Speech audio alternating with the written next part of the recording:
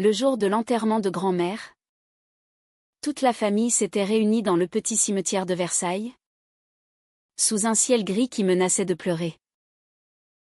Mais Sophie, la petite fille lesbienne, brillait par son absence, et quand le cercueil fut ouvert par erreur, il était vide, révélant que grand-mère avait orchestré sa propre disparition pour forcer un secret de famille à éclater au grand jour.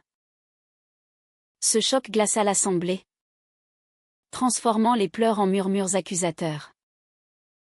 Sophie avait reçu l'appel de sa mère 2 jours plus tôt. « Ta grand-mère est morte, Sophie. L'enterrement est vendredi. Tu viendras, n'est-ce pas ?» La voix de sa mère, toujours si froide quand elle prononçait son nom, portait cette pointe d'exigence qui la faisait frémir. Sophie, assise dans son petit appartement parisien, avait fixé le téléphone comme s'il s'agissait d'une bombe. Elle n'avait pas répondu tout de suite. À 28 ans, elle avait appris à naviguer dans les eaux troubles de sa famille conservatrice, où son orientation sexuelle était un sujet tabou. Un péché murmuré derrière des portes closes. « Je verrai », avait-elle finalement dit, avant de raccrocher. Mais elle n'était pas venue. À la place, elle avait passé la journée avec Marie, sa compagne depuis 3 ans. Marie, avec ses 26 ans et son énergie débordante, travaillait comme graphiste freelance et avait cette façon de la regarder qui faisait fondre toutes ses défenses. Elle s'était promenée le long de la Seine, main dans la main, ignorant les regards curieux des passants. « Tu es sûre que tu ne regrettes pas ?» avait demandé Marie, en s'arrêtant près d'un pont.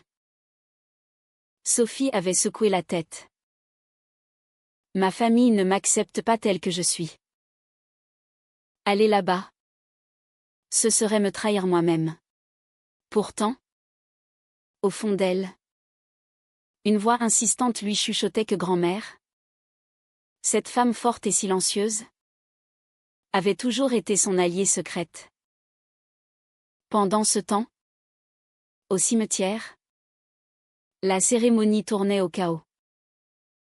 Le prêtre avait béni le cercueil, et la famille, oncle, tante, cousin s'était alignée pour un dernier adieu.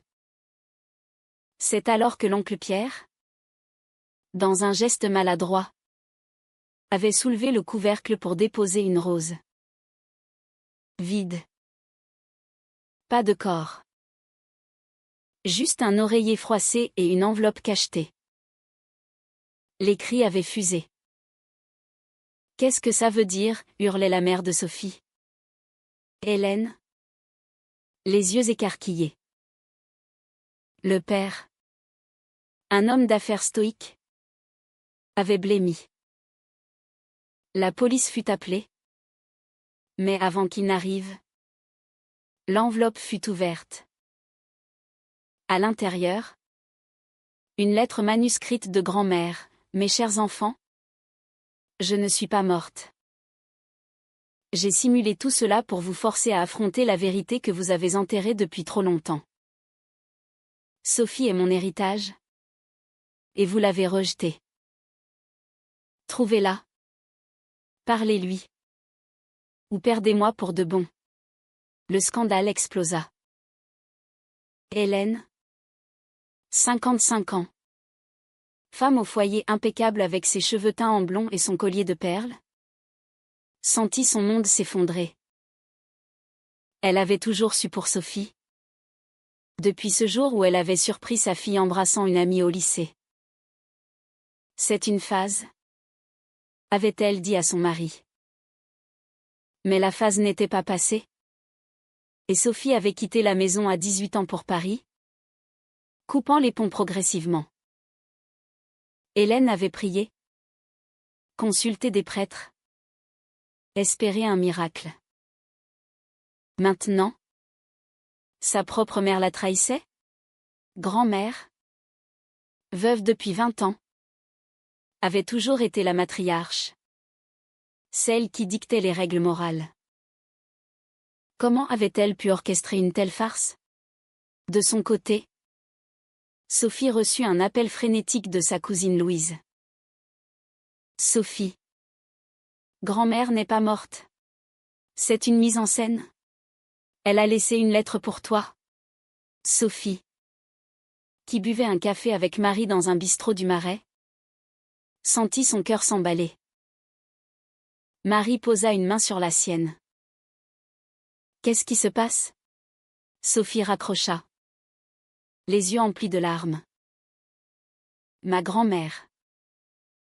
Elle a tout fait pour moi. Elles rentrèrent chez elle. Et Sophie passa la nuit à relire de vieux mails de grand-mère. Ceux où elle glissait subtilement des mots d'encouragement, suis ton cœur. Ma chérie. La vie est trop courte pour les regrets. Le lendemain, la famille se réunit chez Hélène, dans leur maison bourgeoise de Versailles. L'atmosphère était électrique.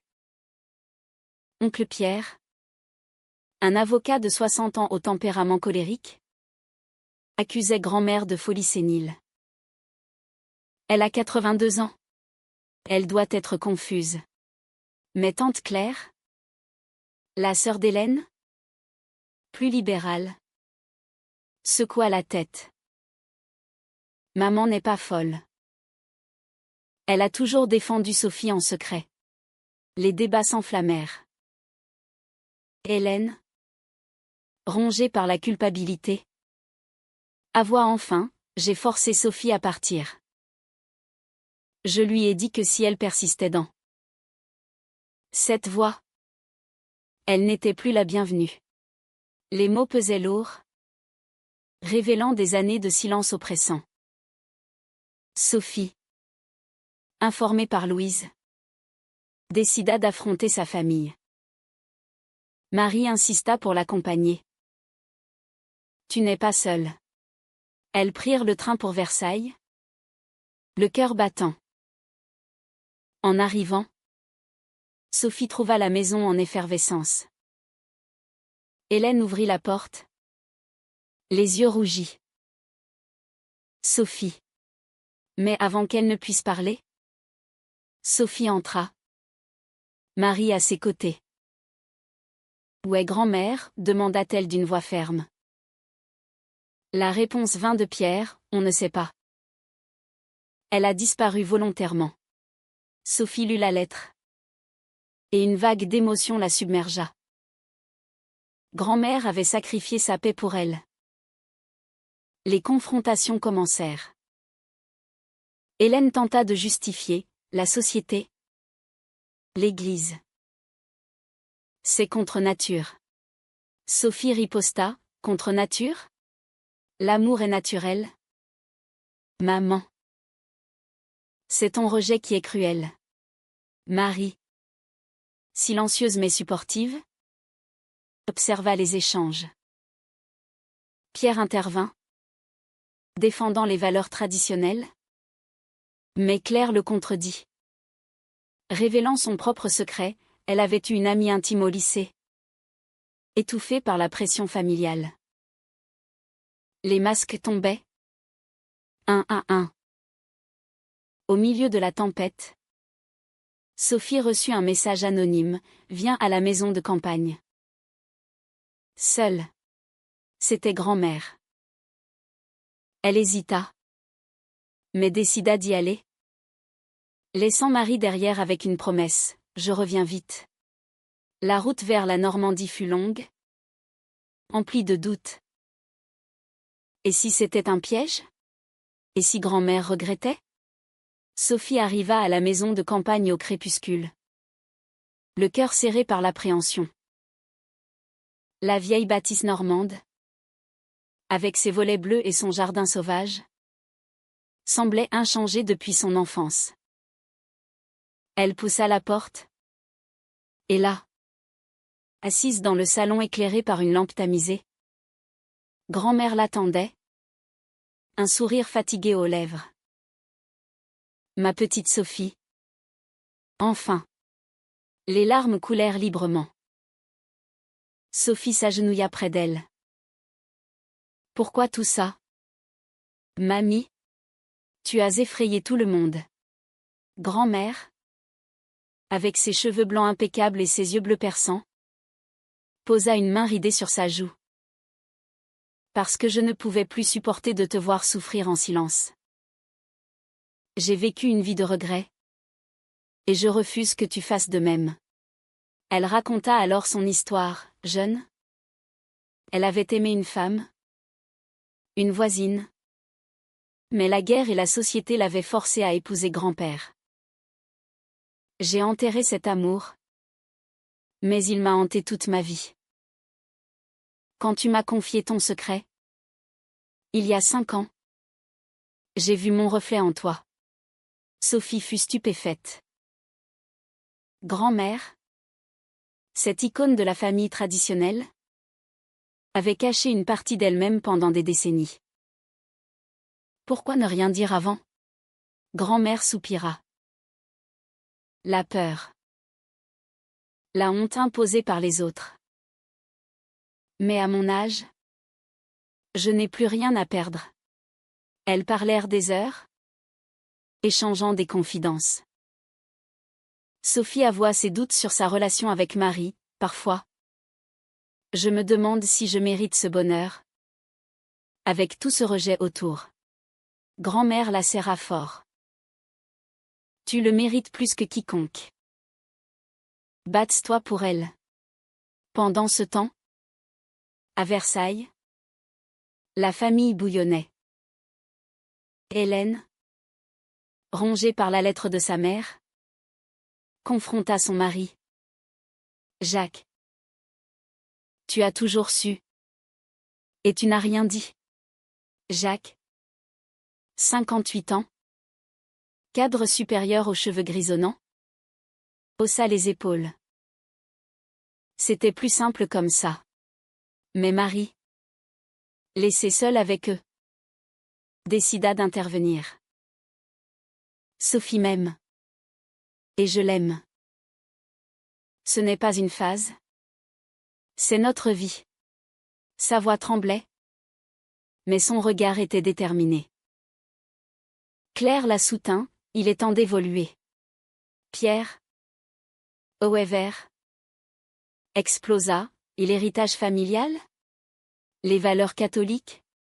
Le débat vira à l'affrontement, révélant des fissures profondes. Hélène, seule dans sa chambre, fouilla dans de vieux albums photos.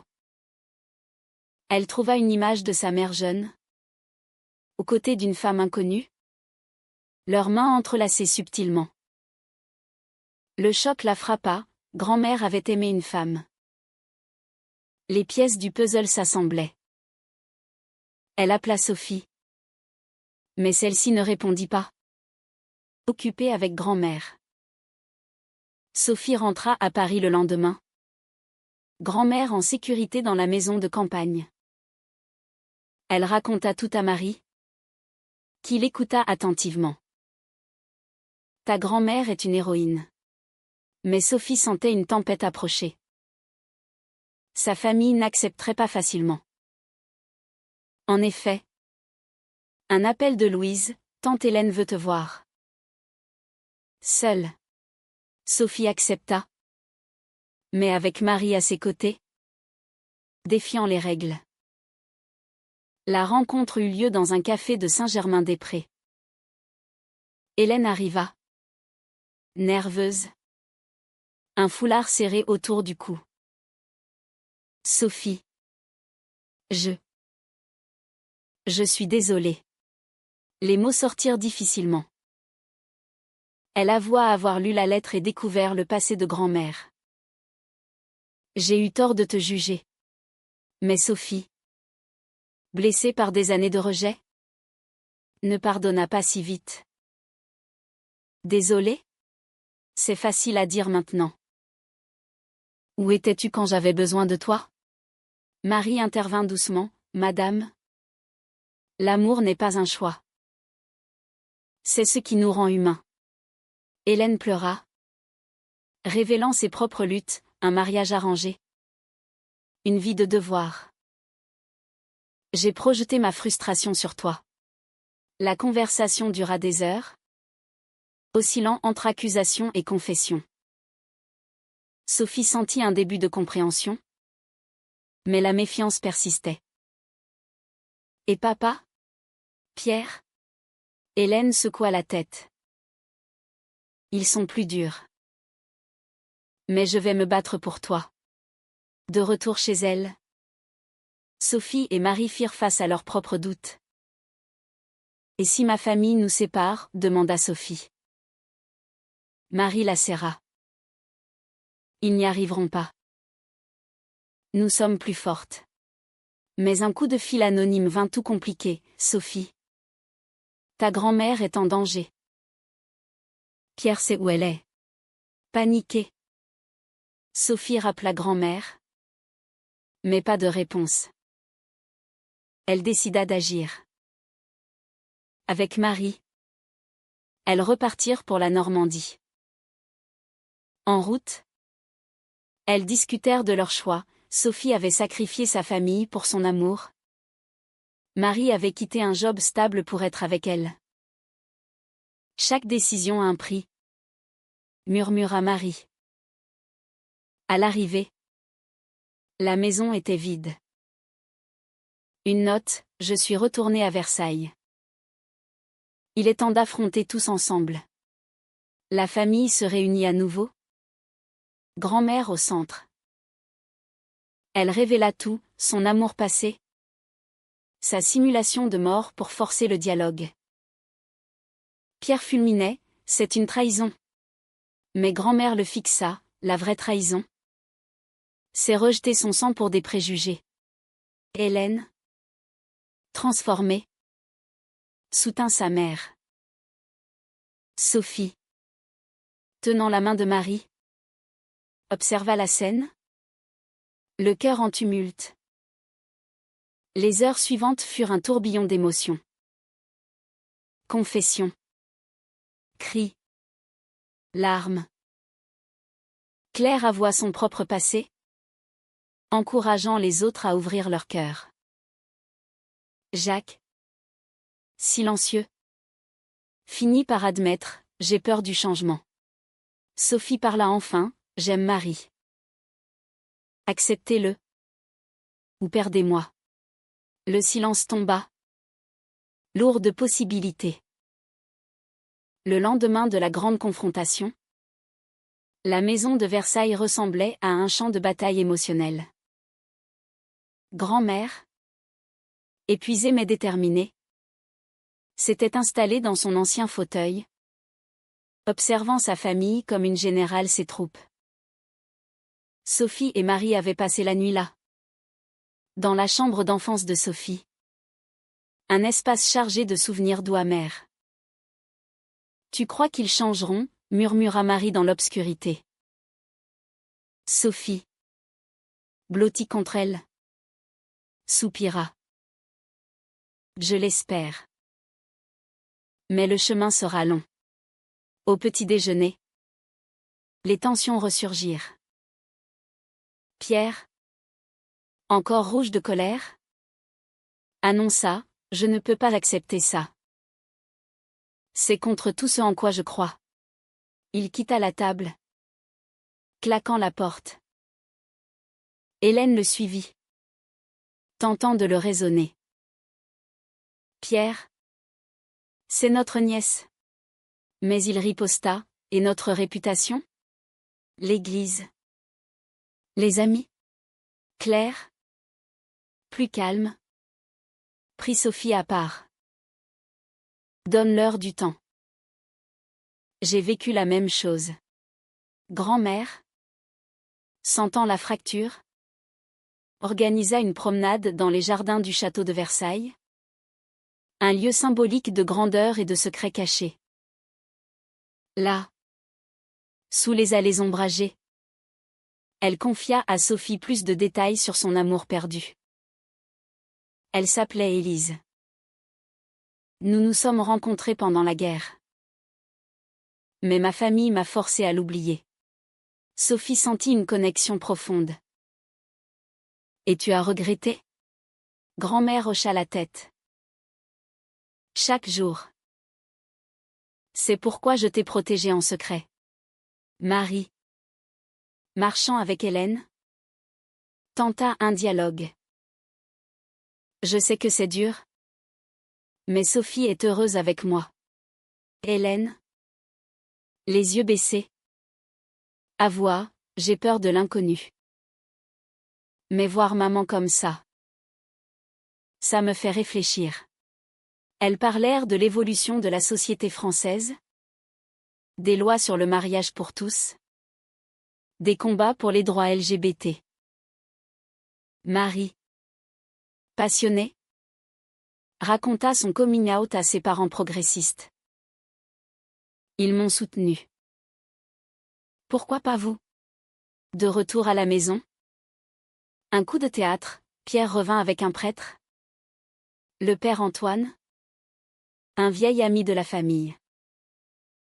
Il va nous aider à voir clair. Sophie se raidit. Sentant une embuscade. Le prêtre. Un homme doux d'une cinquantaine d'années. S'assit et écouta. Au lieu de condamner, il surprit tout le monde, l'Église évolue. L'amour est un don de Dieu.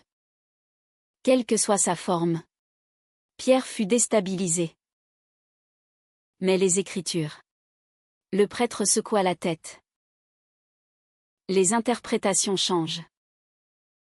Concentrez-vous sur la compassion. Cette intervention fit basculer Hélène définitivement. Elle confronta Pierre, assez. Sophie est notre famille. Pierre, isolé, finit par craquer. Révélant sa propre insécurité, j'ai peur que ça détruise tout. Sophie s'approcha, ça ne détruira rien si on s'aime vraiment. Les larmes coulèrent.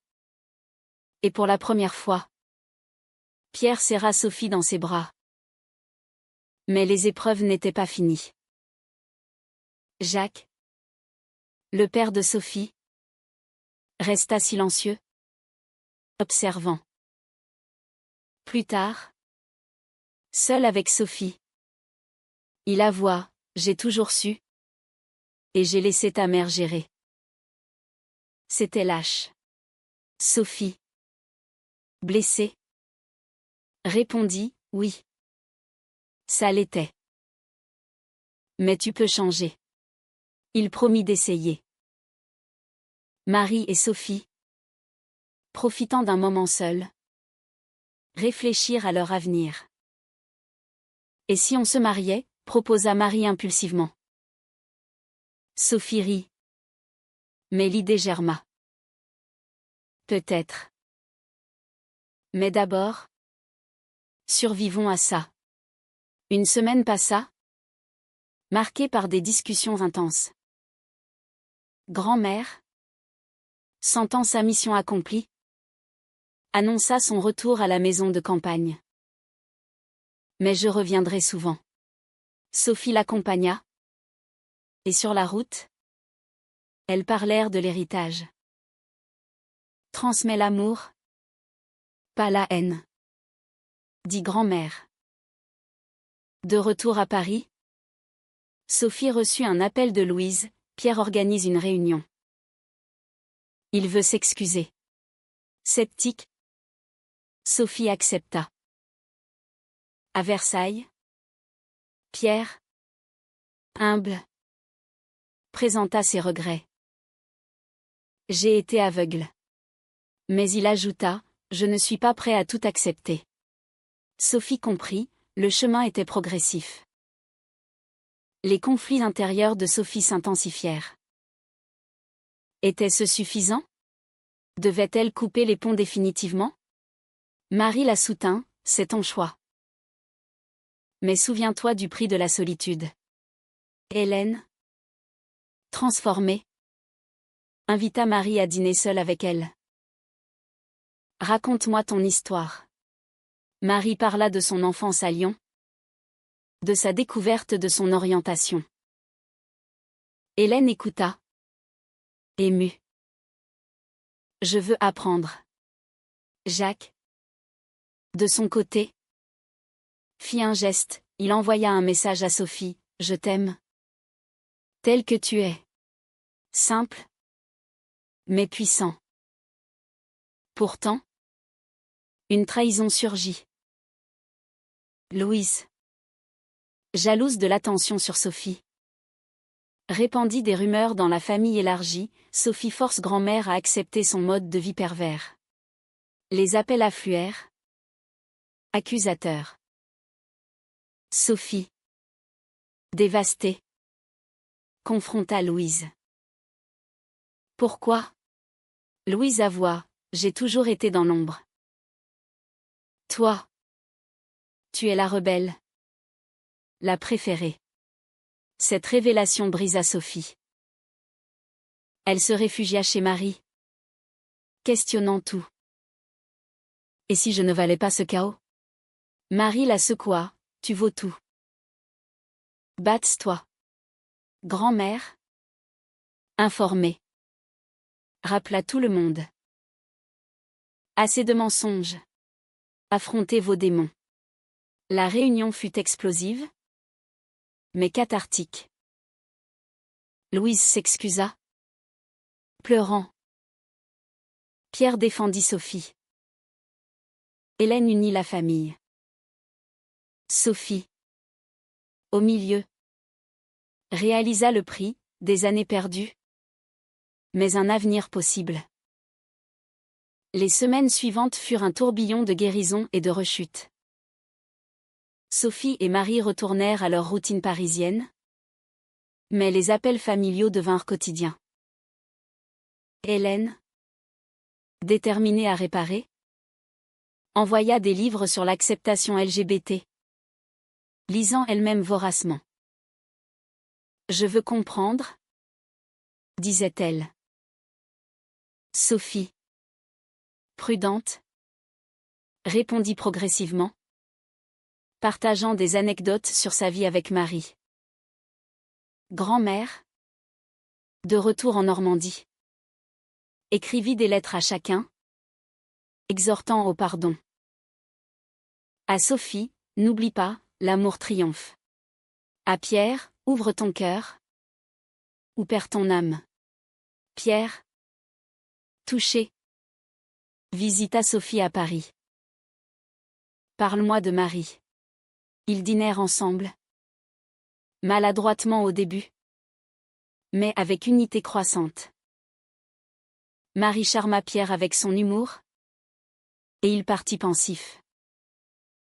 Jacques fit un effort, il organisa un voyage familial à la mer, incluant Marie.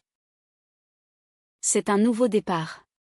Sur la plage de Deauville, sous un soleil timide, les conversations fluèrent. Sophie et son père marchèrent pieds nus dans l'eau. J'ai été un père absent, avoua-t-il. Sophie hocha la tête. Mais tu es là maintenant. Ils scellèrent une trêve fragile. Claire, l'allié fidèle, révéla plus sur son passé, j'ai aimé une femme. Mais j'ai choisi la sécurité. Sophie la serra. Tu peux encore choisir la liberté. Claire sourit, peut-être. Louise, rongée par la culpabilité, s'excusa sincèrement lors d'un appel vidéo. J'étais jalouse. Pardonne-moi. Sophie, après réflexion, accepta. Mais reconstruisons doucement. Pourtant, les pressions externes montèrent. Des amis de la famille, informés du scandale, boycottèrent les rassemblements. L'église locale murmura. Pierre, testé, défendit sa famille, les temps changent. Mais intérieurement, il luttait avec sa foi. Sophie, de son côté, affronta ses démons intérieurs. Des nuits d'insomnie, hantées par les rejets passés. Et si je les perdais à nouveau, confia-t-elle à Marie. Marie. Pilier de force. Répondit, alors. Nous aurons l'une l'autre. Elles décidèrent de se fiancer secrètement. Un anneau simple comme symbole. Un haut point de tension survint lors d'une fête familiale. Un cousin distant, conservateur, confronta Sophie, ton mode de vie est un péché. Marie riposta, l'intolérance l'est plus. La dispute éclata, divisant la pièce. Hélène intervint, assez. Sophie est ma fille. Pierre soutint, et Marie fait partie de la famille. Le cousin partit. Mais la victoire était amère. Grand-mère, sentant la fatigue, appela Sophie. Je ne vivrai pas éternellement. Assure-toi que l'héritage perdure. Sophie promit, je me battrai. Marie et Sophie réfléchirent à des enfants. Un sujet tabou. Adoption? PMA? Marie rêvait d'une famille. Sophie hésitait, avec tout ça? Mais l'idée grandit. Symbolisant l'espoir. Une trahison inattendue, Jacques? Sous pression professionnelle? Distancia Sophie temporairement. Donne-moi du temps. Blessée. Sophie pleura. Hélène la consola, il viendra. Pierre, évoluant, organisa une rencontre avec des associations LGBT. Pour apprendre. Sophie fut touchée. Les choix moraux pesèrent. Sophie refusa un job lucratif qui exigeait de cacher sa relation. Je ne me trahirai plus. Marie applaudit, c'est courageux. Grand-mère tomba malade. Un rhume sévère. La famille se réunit à son chevet. Là, dans la faiblesse, les liens se renforcèrent. Pierre pria avec elle. Acceptant. Jacques revint. S'excusant. Sophie réalisa, chaque décision avait un coût. Mais aussi une récompense. L'amour. Fragile. Valait la peine. Marie proposa officiellement. Sous la tour Eiffel. À genoux. Épouse-moi. Sophie accepta. Larmes de joie. La famille apprit la nouvelle. Réaction mixte, Hélène pleura de bonheur. Pierre félicita maladroitement. Jacques offrit son soutien. Grand-mère. Guérie. Bénie, enfin. Mais les doutes persistèrent. Sophie se demanda, était-ce trop tôt? Le monde extérieur accepterait-il? Une confrontation finale avec la société, un article local sur le scandale familial fuita. Rumeur. Jugement. Sophie. Forte. Répondit publiquement, l'amour n'a pas de genre. La famille unie. Soutint. Le prix, isolation de certains. Mais liberté pour tous.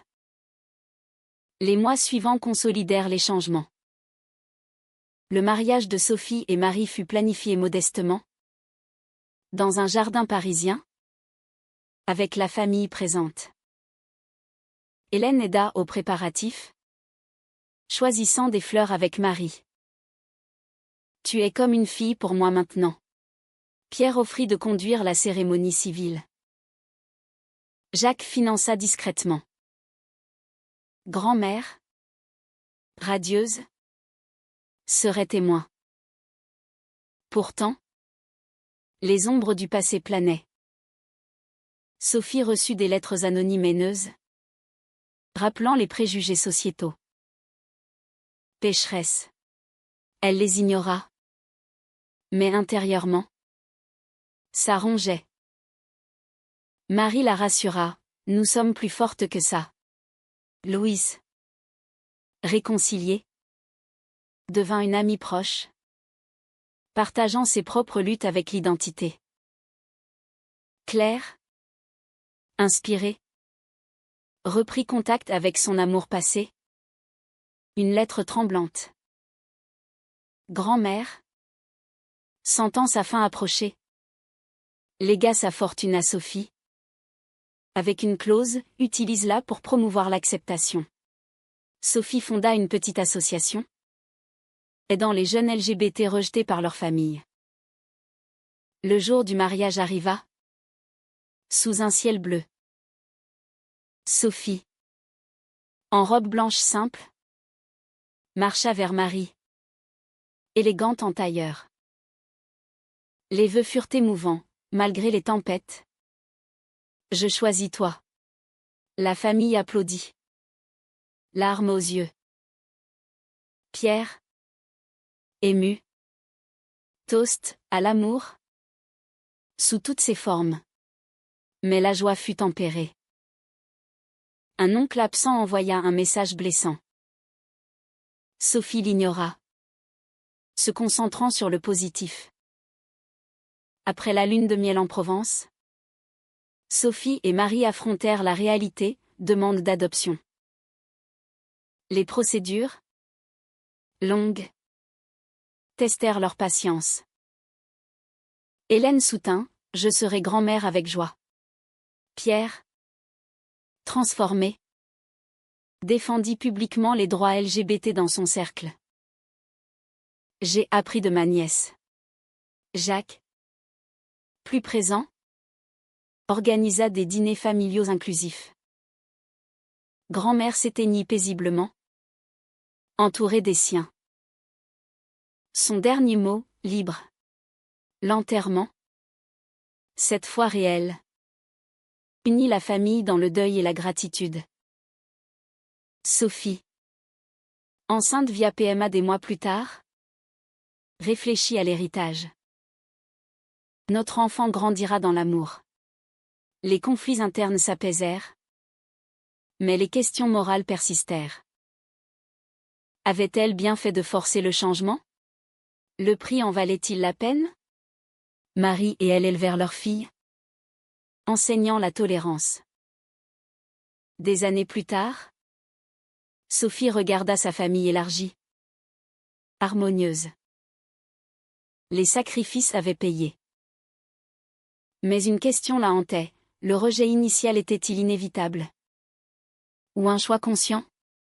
Était-il juste de forcer une famille à affronter ses préjugés par une mise en scène dramatique? Ou cela constituait-il une manipulation inacceptable?